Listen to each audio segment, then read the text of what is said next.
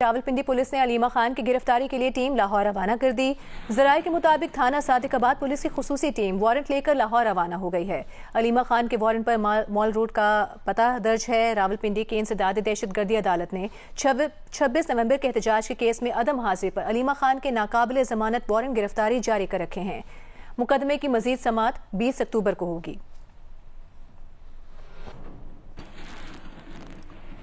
Islamabad high court ने वजीर आला KP सुहेल आफरीदी की बानी PTI से जेल में मुलाकात की दरख्वास्त पर एतराज़ात आयद कर दिए।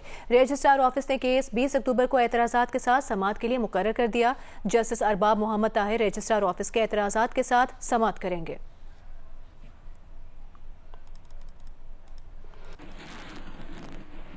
अभी आपको बताएंगे, करक में नई दुकानों की तामीर के लिए खुदाई के दौरान प्लॉट से मुल्हिका मार्केट प्लाजा का एक हिस्सा गिर गया। हादसे में कई अफराद मलबे तले दब गए। रेस्क्यू हुकाम के मुताबिक मलबे से 4 खवातीन और एक बच्चे समेत 16 जख्मियों को निकाल लिया गया है। वाक़े के बारे में मजीद तफसील के लिए हम बात करेंगे। हमारे साथ मौजूद हैं नुमाइंदा अबरार खटक। अबरार, बताइएगा इस वक्त रेस्क्यू कार्रवाई कहाँ तक पहुंची है? जी बिल्कुल, ये वाकया करक शहर के मेन बाजार में पेश आया, जहां एक प्लाजा अचानक गिर गया। रेस्क्यू तर्जुमान आसिफ खटक के मुताबिक जख्मियों में 4 खवातीन, एक बच्चा और 11 मर्द शामिल हैं, जो कि टोटल 16 जख्मी शामिल हैं। मलबे तले दब जाने वालों को निकालने के लिए रेस्क्यू ऑपरेशन फौरन शुरू किया गया था, जो कामयाबी से मुकम्मल कर लिया गया है। जख्मियों को इब्तदाई तिबी इमदाद के बाद करीबी अस्पताल मुंतकिल किया गया है। रेस्क्यू हुकाम के मुताबिक हादसा प्लाजे की करीब नई मार्केट। ठीक है आपका अबरार खटक, आप हमें तफसील से आगाह कर रहे थे, शुक्रिया आपका। दोहा में पाकिस्तान और अफगानिस्तान के वफूद के दरमियान मुज़ाकरात जारी हैं। सिफारती ज़राए का कहना है कि मुज़ाकरात की मेज़बानी कतरी इंटेलिजेंस चीफ अब्दुल्ला बिन मोहम्मद अल खलीफा कर रहे हैं। पाकिस्तान अफगानिस्तान से दहशतगर्द ग्रुपों की दरअंदाजी के एक निकाती एजेंडे पर बात कर रहा है। इस पर मजीद बात करेंगे नुमाइंदा जियो न्यूज़ एजाज सैयद से। एजाज, पाकिस्तान का मौक़िफ़ इस मामले में बहुत ठोस और वाज़ेह है, क्या मुज़ाकरात की मजीद तफसील अब तक मिल सकी है? जी, इसमें पाकिस्तान का सिर्फ एक नुकाती एजेंडा है, और वो एक नुकता यह है कि अफगानिस्तान के अंदर जो ग्रुप मौजूद हैं जो पाकिस्तान मुखालिफ सरगर्मियों में मुलव्वस हैं, पाकिस्तान में दहशतगर्दी में मुलव्वस हैं, उनका तला कमा करने के लिए अमली इकदाम किए जाएं।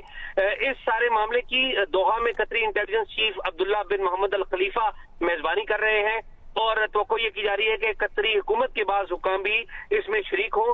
पाकिस्तान की तरफ से वज़ीर ख्वाजा आसिफ और सिक्योरिटी हुकाम उनके साथ है, जबकि अफगानिस्तान की तरफ से मुल्ला याकूब, जो कि मुल्ला उमर के साहबजादे और वजीर दिफा है अफगानिस्तान के, उनके हमरा उनके इंटेलिजेंस चीफ अब्दुल हक वसीक, ये अफगानिस्तान साइड से मुज़ाकरात कर रहे हैं। दोनों जो वफूद हैं, हमें सरकारी ज़राए ने बताया है कि दोनों वफूद के दरमियान जो मुज़ाकरात हैं वो अंडरवे हैं। इसके बारे में मजीद कोई अपडेट आती है तो उसके बारे में भी आगाह करेंगे। बहुत शुक्रिया एजाज सैयद, हमें तफसील से आगाह कर रहे हैं। दोहा में पाकिस्तान और अफगानिस्तान के वफूद के दरमियान मुज़ाकरात इस वक्त जारी हैं। सिफारती ज़राए का यह बताना है कि मुज़ाकरात की मेज़बानी कतरी इंटेलिजेंस चीफ अब्दुल्ला बिन मोहम्मद अल खलीफा कर रहे हैं, और पाकिस्तान अफगानिस्तान से दहशतगर्द ग्रुपों की दरअंदाजी के एक निकाती एजेंडे पर बात कर रहा है।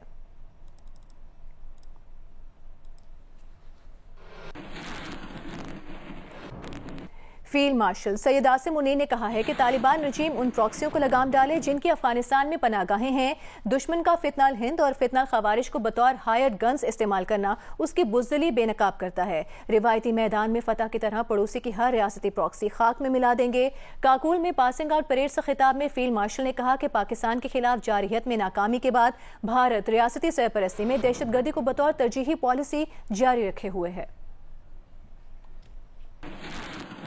Having failed in its belligerence against Pakistan in Operation Marka-e-Haq, India continues with state-sponsored terrorism as a preferred policy.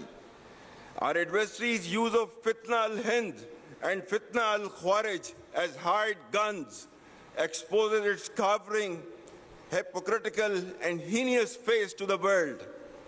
Equally disconcerting is the use of Afghan soil for terrorism in Pakistan.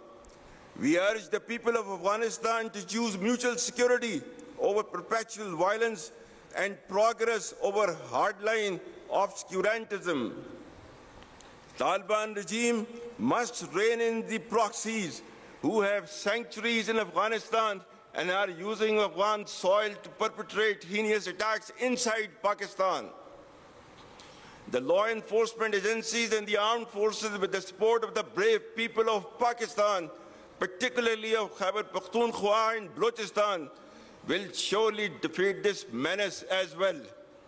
Be rest assured that like our victory in the conventional domain, every state proxy of our neighbor will be razed to dust, inshallah. Field marshal Asim Munir ने भारत को खबरदार किया कि दोबारा जारहियत की कोशिश की तो पाकिस्तान दुश्मन की तवक्कुआत से कहीं ज्यादा सख्त जवाब देगा। भारत की छोटी सी इश्तियाल अंगेजी का भी फैसला कुन जवाब देंगे। हमारे हथियार भारत की जोग्राफियाई वुसअत का मन घड़त हिफाजती तस्वुर खत्म कर देंगे। फौजी और इक्तिसादी नुकसानात भारत की तवक्कुआत से कहीं ज्यादा होंगे। न्यूक्लियर एनवायरनमेंट में दोनों ममालिक में जंग के लिए गुंजाइश नहीं। भारत पाकिस्तान के साथ बुनियादी मसाइल को बैनुल अक़वामी उसूलों के मुताबिक बराबरी और बाहमी एहतराम की बुनियाद पर हल करे। Should a fresh wave of hostilities be triggered, Pakistan would respond much beyond the expectations of the initiators. The reach and lethality of our weapon systems will shatter the misconceived immunity of India's geographic vastness. The deeply hurting retributive military and economic losses inflicted will be much beyond the imagination and calculations of the perpetrators of chaos and instability. I advise and firmly caution the Indian military leadership that there is no space for war in a nuclearized environment. Settle the core issues with Pakistan as per the international norms on the basis of equality and mutual respect. We will never be intimidated nor coerced by your rhetoric and shall respond decisively beyond proportions to even a minor provocation without any qualms. और वज़ीर इत्तलात अता तारिक का कहना है कि 48 घंटे की जंगबंदी के दौरान खारिजियों ने अफगानिस्तान से पाकिस्तान के अंदर मुतादिद दहशतगर्द हमले करने की कोशिश की जो सिक्योरिटी फोर्सेस ने मौसर तरीके से नाकाम बनाई। पाकिस्तान ने शुमाली और जनूबी वज़ीरिस्तान के सरहदी इलाकों में खारिजी गुल बहादुर ग्रुप के ठिकानों को निशाना बनाया। सिक्योरिटी फोर्सेस की जवाबी कार्रवाई में 100 से ज़ायद खवारिज मारे गए। खारिजी गुल बहादुर ग्रुप की शुमाली वज़ीरिस्तान में गाड़ी पर IED हमले में शहरियों समेत एक सिपाही शहीद, मुतादिद जख्मी हुए। सिक्योरिटी फोर्सेस ने गुल बहादुर ग्रुप के खारिजियों के खिलाफ गुज़िश्ता रात हदफ पर दुरुस्त कार्रवाई की। मुसद्दिका इत्तलात के मुताबिक कार्रवाइयों में कम से कम 60 से 70 खवारिज मारे गए। टारगेटेड कार्रवाई में शहरियों को निशाना बनाने की तमाम कयास आराइयां और दावे झूठे हैं और इनका मकसद अफगानिस्तान में सरगर्म दहशतगर्द ग्रुपों के लिए हिमायत हासिल करना है।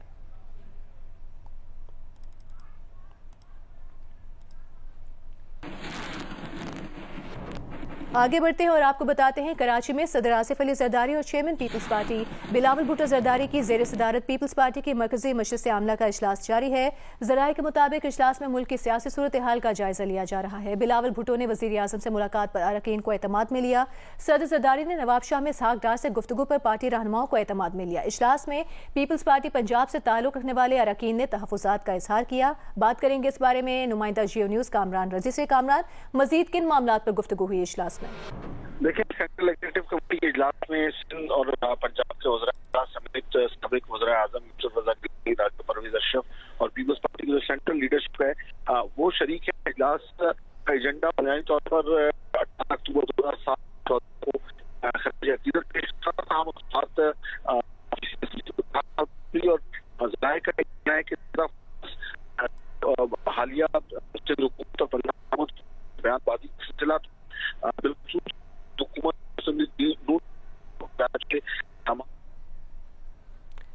कामरान रजी हमें अपडेट कर रहे हैं। कराची में सदर आसिफ अली जरदारी और चेयरमैन पाकिस्तान पीपल्स पार्टी बिलावल भुट्टो जरदारी की ज़ेर सदारत पीपल्स पार्टी की मरकजी मजलिस आमला का इजलास जारी है। मुख्तलिफ उमूर का जायजा लिया जा रहा है, तबादला ख्याल किया जा रहा है। इस बारे में हम कामरान रजी से मजीद भी अपडेट लेते रहेंगे। फिलहाल आपका शुक्रिया। सुप्रीम जुडिशल काउंसिल के इजलास में जजेस कोड ऑफ कॉन्डक्ट में अहम तरमीम कर दी गई। कोड ऑफ कॉन्डक्ट में तरमीम से जजेस मीडिया पर बात नहीं कर सकेंगे। चीफ जस्टिस रिटायर्ड काजी फाइज ईसा के दौर में तरमीम से जजेस को इल्जामात का जवाब देने की इजाजत दी गई थी। इससे मुतालिक बात करेंगे नुमाइंदा जियो न्यूज़ अरफा फिरोज जकी से। अरफा, क्या इस तरमीम की तफसील है? देखिए, जजेस कोड ऑफ कंडक्ट में भी अहम तरमीम जो वो की गई हैं सुप्रीम जुडिशल काउंसिल के इजलास में, और जजेस से मीडिया पर बात नहीं कर सकेंगे अगर फैसला ये कर लिया गया है। काजी फाइसा दौर में तरमीम से जजेस को इल्जामात का जवाब देने की इजाजत जो वो दी गई थी। अब रूल नंबर 5 में दोबारा तरमीम से जजेस को पाबंद कर दिया है। जजेस इल्जामात का जवाब तहरीरी तौर पर अदारा जाती रद्दअमल के लिए कायम कमेटी को भेजेंगे। जज मीडिया पर ऐसे सवाल का जवाब नहीं देंगे जिससे जो वो तनाज़ा खड़ा हो। सवाल में बेशक कानूनी निकात जो है वो नुक्ता बेशक शामिल हो, लेकिन जज जवाब उस पर जो वो नहीं देंगे। मजीद कोड ऑफ कंडक्ट में लिखा है कि जज को हर मामले में मुकम्मल गैर जानिबदारी इख्तियार करनी चाहिए। जज किसी ऐसे मुकदमे की समाअत ना करे जिसमें जाती मफाद या ताल्लुक हो। जज किसी किस्म के कारोबार या माली ताल्लुकात से इज्तनाब करें। सियासी या अवामी तनाज़े में शामिल होना जज के लिए जो मना करार दे दिया गया है। जज को अपने ओहदे का नाजायज फायदा उठाने से भी इज्तनाब करना होगा। जज किसी भी गैर मामूली माली फायदे या तोहफे को कबूल नहीं करेगा। जज गैर जरूरी समाजी, सकाफती या सियासी तकरीबात में शामिल। बहुत शुक्रिया आपका अरफा फिरोज, आप हमें तफसील से आगाह कर रहे थे। वज़ीर आला पंजाब मरीम नवाज ने लाहौर के सफारी पार्क और चिड़ियाघर में नए ज़राफ़े पहुंचने का ऐलान किया है। सोशल मीडिया पर जारी पैगाम में कहा कि 8 साल के इंतजार के बाद अब अवाम लाहौर में ज़राफ़ा देख सकेंगे। लाहौर चिड़ियाघर में ज़राफ़े के नए जोड़े की आमद से वीरान इंक्लोजर की रौनक बहाल हो गई है।